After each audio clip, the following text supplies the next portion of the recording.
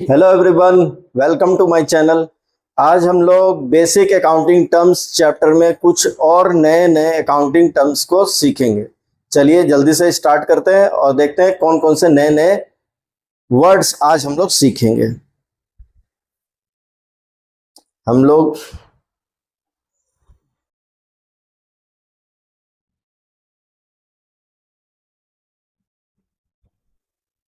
आज हम लोग ये सीखने वाले हैं।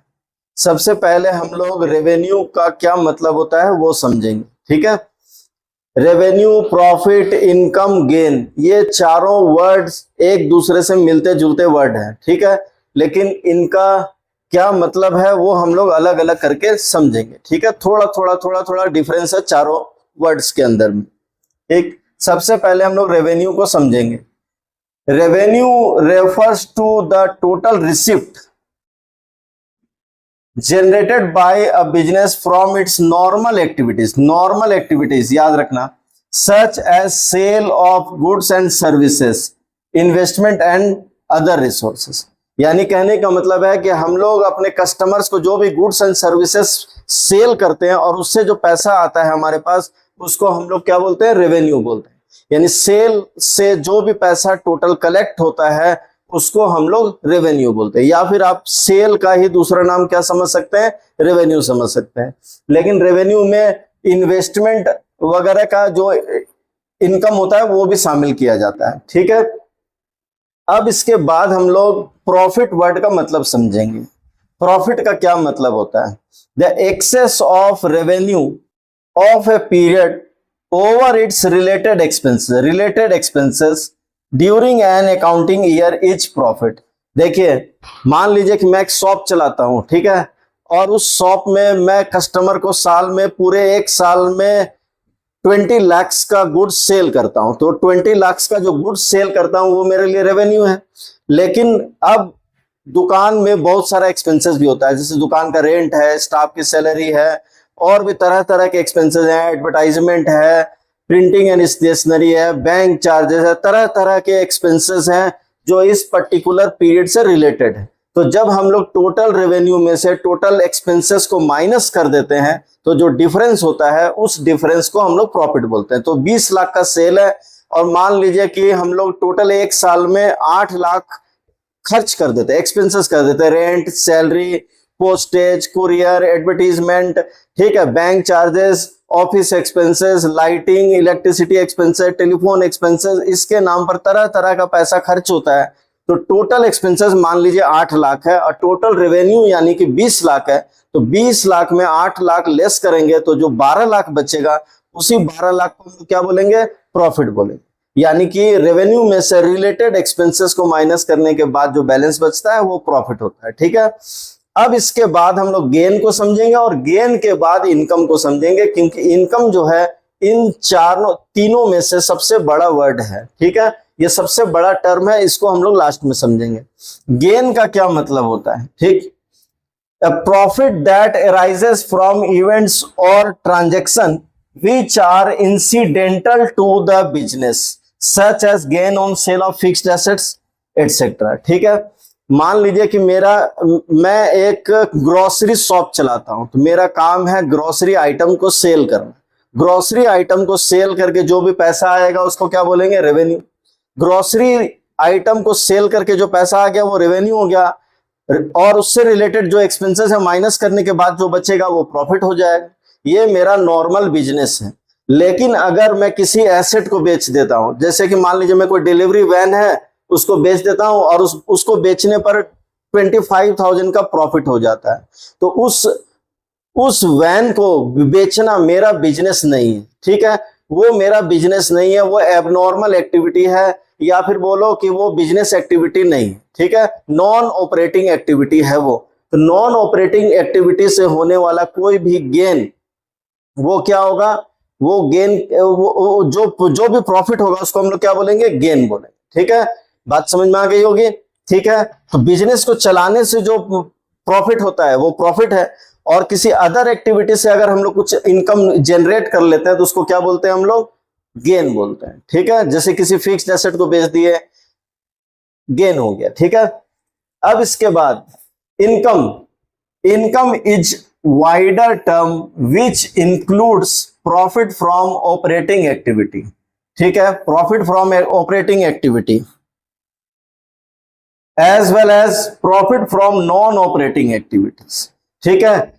अब देखो इनकम जो है, इनकम इन सभी से सबसे बड़ा टर्म है, इसके अंदर ऑपरेटिंग एक्टिविटी का भी प्रॉफिट इंक्लूडेड होता है, नॉन ऑपरेटिंग एक्टिविटी का भी प्रॉफिट इंक्लूडेड होता है, या फिर आप ऐसे बोलिए कि इनकम का मतलब होता है प्रॉफिट प्लस गेन, यानी ऑपरेटिंग एक्टिविटी से जो हम लोग कमाई करते हैं, जो इनकम जनरेट करते हैं वो प्रॉफिट है, नॉन ऑपरेटिंग एक्टिविटी से जो इनकम हो जाता है वो गेन है, और इन दोनों को जब हम लोग जोड़ देते हैं तो टोटल जो इनकम है एक साल की, उसी को हम लोग क्या बोलते हैं, इनकम बोलते हैं।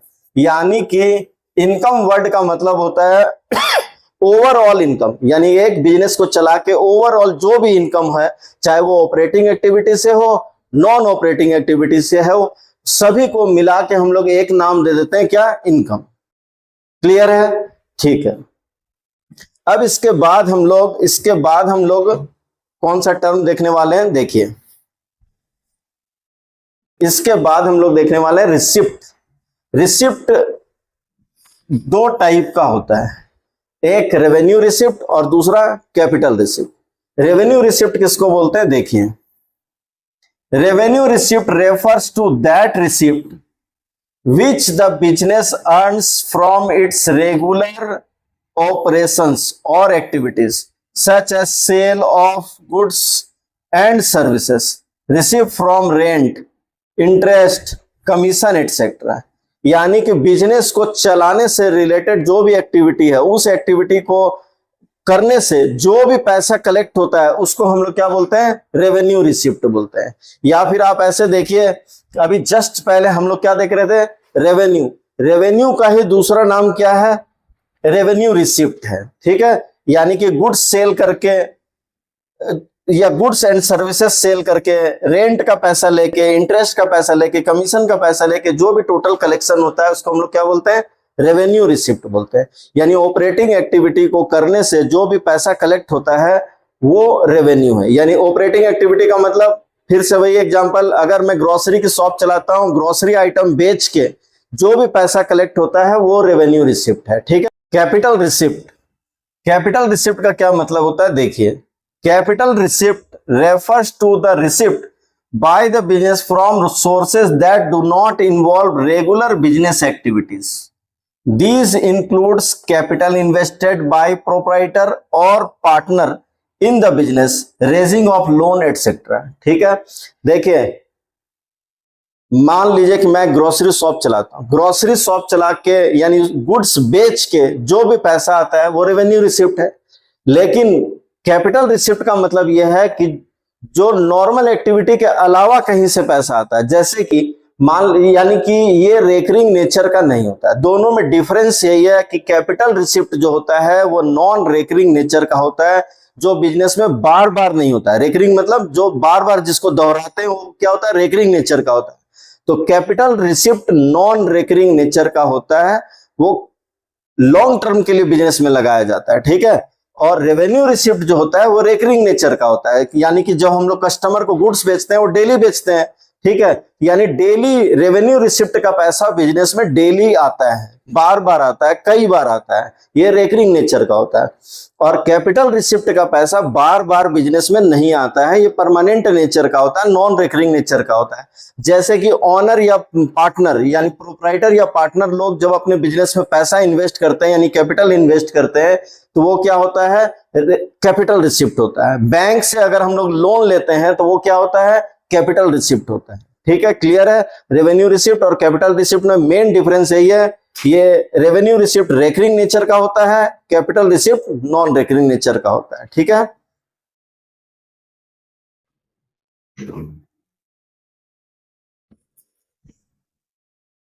इसके बाद एक्सपेंडिचर में हम लोग आएंगे, ठीक। एक्सपेंडिचर को 3 कैटेगरीज में डिवाइड किया जाता है, 3 कैटेगरी में डिवाइड किया जाता है एक्सपेंडिचर को। पहला capital expenditure, revenue expenditure, deferred revenue expenditure, ठीक है। कैपिटल एक्सपेंडिचर का क्या मतलब होता है, देखिए सिंपल लैंग्वेज में मैं आपको समझा देता हूं। पहले अगर हम लोग कोई भी एसेट परचेस करते हैं, ठीक है, तो वो कैपिटल एक्सपेंडिचर होता है। और अगर हम लोग बिजनेस को चलाने के लिए, ऑपरेट करने के लिए एक्सपेंसेस का पेमेंट करते हैं, तो वो क्या होता है, रेवेन्यू एक्सपेंडिचर होता है। ठीक, अब मैं आपको इसको डिटेल में समझाता हूं।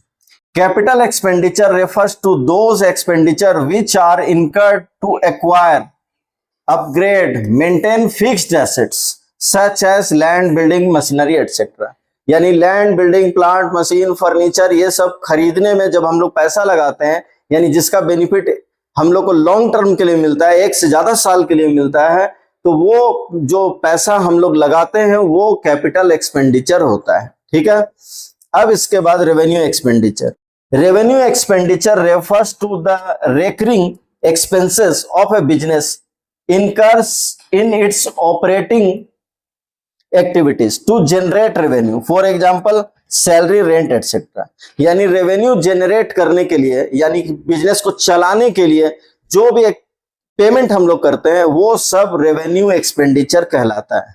ठीक है, जैसे कि सैलरी पेमेंट करना, रेंट पेमेंट करना, ऑफिस एक्सपेंसेस का पेमेंट करना, इलेक्ट्रिसिटी बिल का पेमेंट करना, टेलीफोन बिल का पेमेंट करना, सब क्या है, सब रेवेन्यू एक्सपेंडिचर के अंदर में आता है। ठीक है, इसके बाद डेफर्ड रेवेन्यू एक्सपेंडिचर।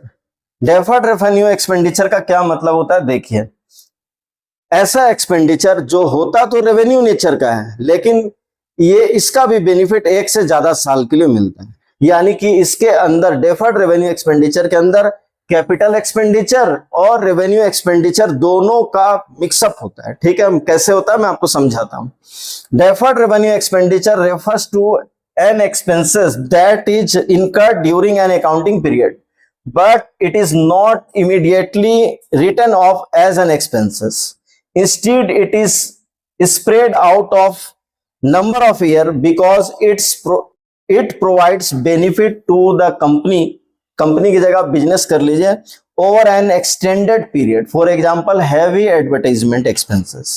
ठीक है, अब मैं एग्जांपल लेके समझाता हूं। मान लो कि एक कंपनी है, ठीक है, वो अपने एडवर्टीजमेंट के ऊपर में हैवी एक्सपेंसेस कर देता है, मान लो 5 लाख रुपया। ठीक है, तो एक्सपर्ट्स का मानना है कि जब हम लोग कभी हैवी एक्सपेंडिचर कर देते हैं एडवर्टाइजमेंट के ऊपर में, तो इसका बेनिफिट कम से कम 5 इयर्स तक मिलता है। तो अभी हम लोगों ने क्या किया, 5 लाख रुपया खर्च कर दिया एडवर्टीजमेंट के ऊपर, इसका बेनिफिट हम लोगों को कब तक मिलेगा, 5 इयर्स तक मिलेगा। यानी कि एडवर्टीजमेंट एक रेवेन्यू एक्सपेंसेस है, लेकिन हैवी एक्सपेंसेस करने के कारण क्या हुआ, इसका बेनिफिट हम लोगों को 5 साल तक मिलेगा। तो ये 5 लाख रुपया जो लगा है वो 5 साल के लिए लगा है। तो अगर इसको हम लोग 5 से डिवाइड कर देते हैं, 5 से डिवाइड कर देते हैं, तो हर साल का खर्चा आएगा 1 लाख रुपया। ठीक, तो अब क्या होगा, इसका इफेक्ट क्या होगा, हम लोग जब प्रॉफिट एंड लॉस अकाउंट बनाएंगे तो वहां पर एडवर्टीजमेंट एक्सपेंसेस के नाम पर 1 लाख को लिखेंगे डेबिट में। ठीक है, यानी खर्च के नाम पर 1 लाख को लिखेंगे। तो 5 लाख में 1 लाख तो खर्च में हम लोग लिख देंगे, एक्सपेंसेस में लिख देंगे। तो रिमेनिंग 4 लाख को हम लोग क्या करेंगे, तो वो आने वाले 4 साल तक उसका बेनिफिट और मिलने वाला है। ठीक है, आने वाले 4 साल, नेक्स्ट 4 इयर्स तक। तो ये जो 4 लाख रुपया है ये हमारे बैलेंस शीट में एज डेफर्ड रेवेन्यू एक्सपेंडिचर के नाम पर वहां पर लिखा रहेगा। ठीक है, यानी कि एक फिक्टिशियस एसेट की तरह बैलेंस शीट में ये रखा रहेगा 4 लाख रुपया। फिर अगले साल इस 4 लाख में से 1 लाख निकाल के हम लोग खर्च में ट्रांसफर करेंगे और बचा हुआ 3 लाख वहां पर बैलेंस शीट में रहेगा। और इसी तरह से धीरे धीरे करके 5 साल में 1 लाख 1 लाख 1 लाख को हम लोग एक्सपेंसेस में ट्रांसफर करेंगे, यानी कि राइट ऑफ करेंगे। यानी कि पूरा 5 लाख एक ही बार एक्सपेंसेस में हम लोग नहीं लिखेंगे। धीरे धीरे जैसे जैसे इसका बेनिफिट मिलते जाएगा वैसे वैसे 1 1 लाख को हम लोग एक्सपेंसेस में ट्रांसफर करेंगे और बचा हुआ अमाउंट बैलेंस शीट में एक फिक्टिशियस एसेट की तरह रखा रहेगा। फिक्टिशियस एसेट का मतलब जो कि एसेट नहीं है लेकिन बैलेंस शीट में एसेट की तरह रखा हुआ है, क्योंकि उसका बेनिफिट हम लोगों को आने वाले टाइम पर मिलने वाला है। ठीक है, तो डेफर्ड रेवेन्यू एक्सपेंडिचर का सबसे अच्छा एग्जांपल है हैवी एडवर्टाइजमेंट एक्सपेंसेस। ठीक है, तो इसको हम लोग धीरे धीरे करके क्या करते हैं, राइट ऑफ करते हैं, मतलब प्रॉफिट एंड लॉस अकाउंट में ट्रांसफर करते हैं। बात समझ में आ गई होगी? ठीक है,